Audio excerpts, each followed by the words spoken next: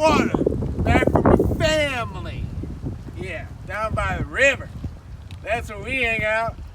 Guess what? The river's clean, it's nice, and there's not no coronavirus over here. Yeah, only the Seckies. Maybe a Budweiser too. All right, you come and join me now. Here we go.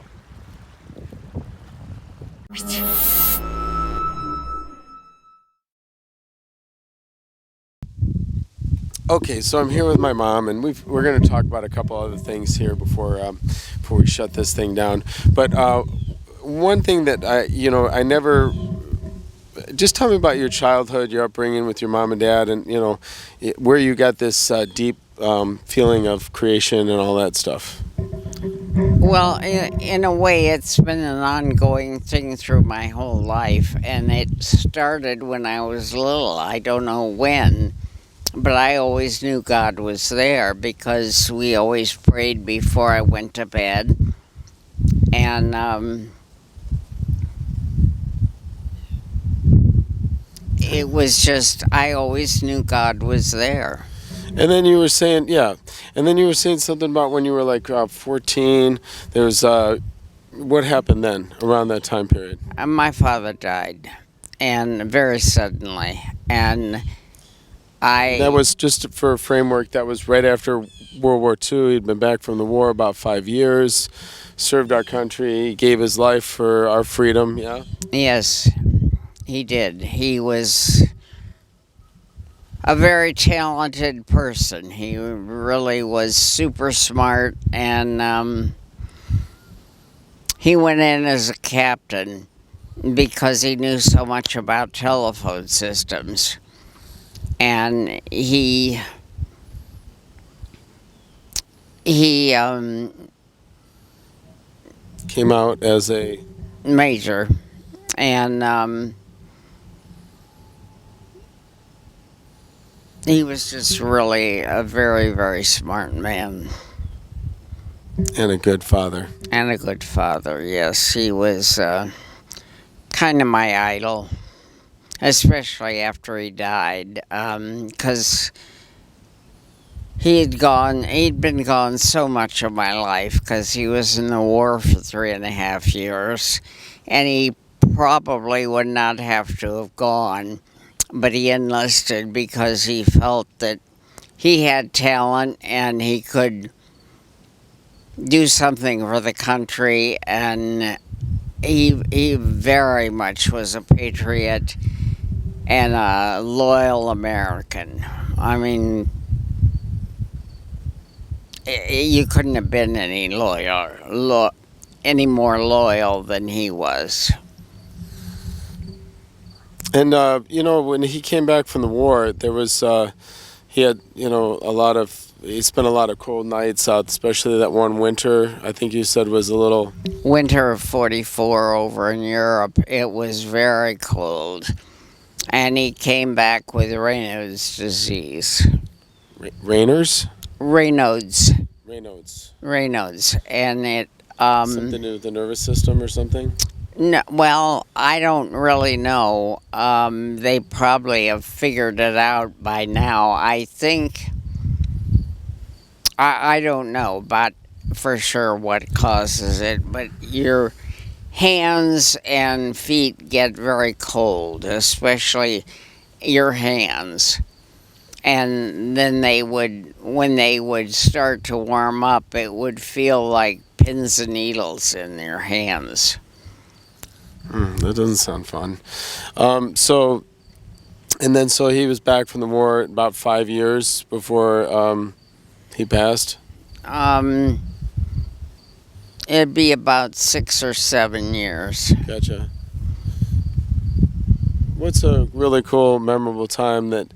I guess one thing that I always thought was really cool is that a lot of times they would have problems on Christmas or holidays and with the phone system, and he would have to run out the door, and you guys would always wait up Christmas or birthdays or something like that for him. That's right. Yeah, there was once a sleet storm in northern Illinois, and he was gone almost a month, and it was over Christmas and into New Year's.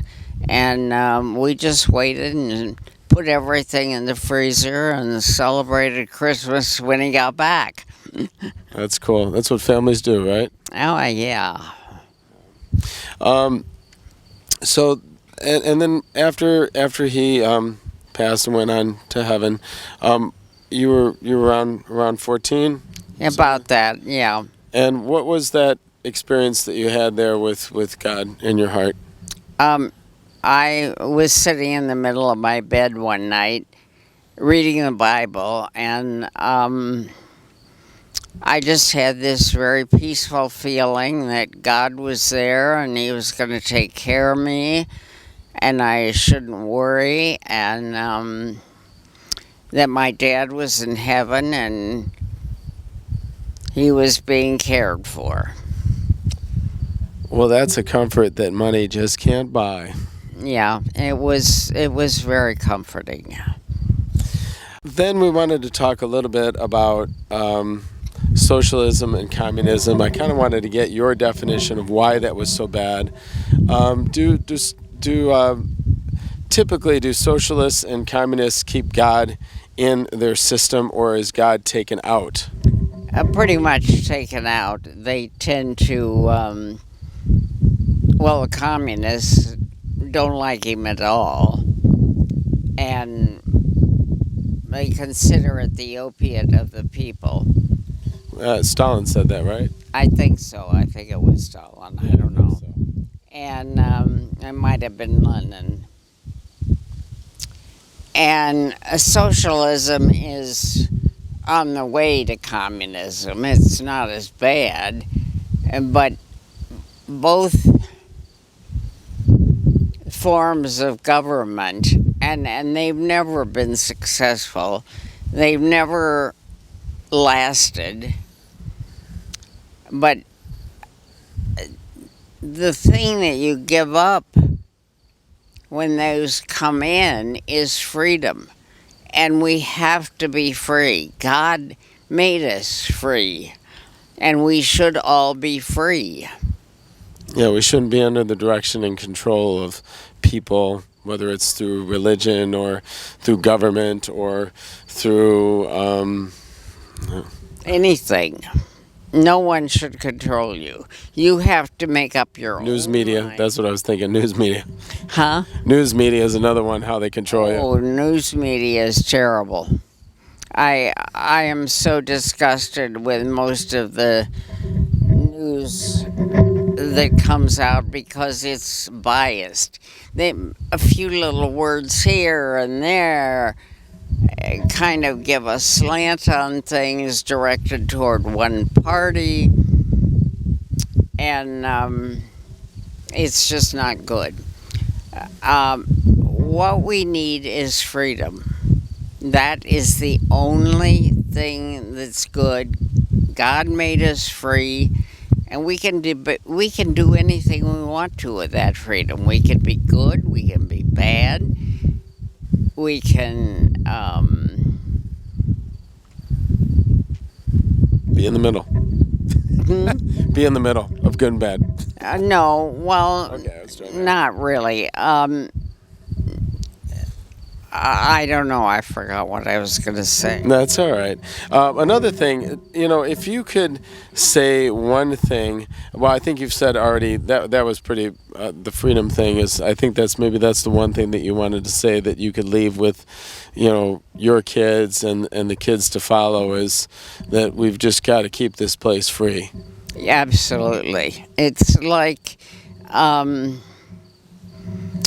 movie about Wallace in Scotland, and the ending was that freedom is the most important thing that they're going after. And I just remember that line, him yelling freedom, and it was wonderful.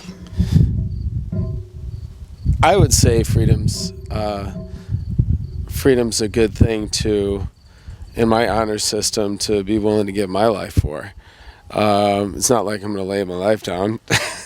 I'm going to take a few with me if I have to. But, hopefully we don't have to come to that place. But on the flip side, that's what soldiers have died for the longest time, to preserve our internal American freedom. And we've had to work very hard to keep America a free place. And it's been all Americans that have done this. And when I say Americans, that's anybody that is a citizen. Yes, that's right.